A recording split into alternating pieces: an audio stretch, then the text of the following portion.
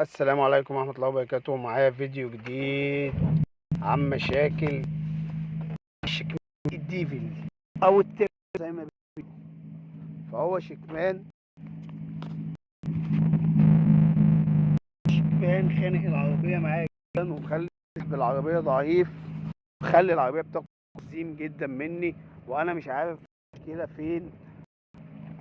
المشكلة اتضحت الشكمان مخلي العربية بتاخد بنزين كتير جدا، ومخلي العربية ضعيف، وأنا مش عارف المشكلة فين.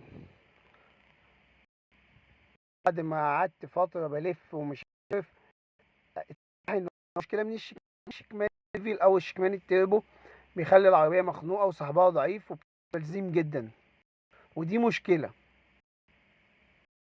غير بقى طول اليوم وجع من الصوت العالي، وبيخنق العربية. وبعد فترة عمره طبعا ما يجي زي الشكمان الأصلي، ولا في راحة العربية إنما هو محمل على المكنة ومحمل على الموتور، ومخلي العربية حرقها ما بقاش مظبوط.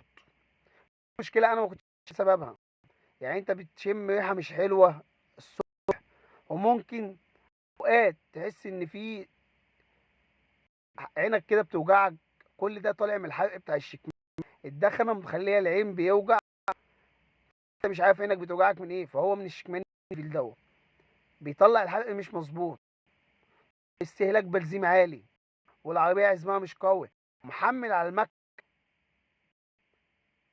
انا انصح بعدم تركيبه، وانا لسه مركبه من فتره، وانا هشيله. فهي في ناس كتير بتسمعني وعارفه ان الكلام ده مظبوط، فان الشكمان الديفل مشاكل كتير، والشكمان الديفل مشاكل كتير.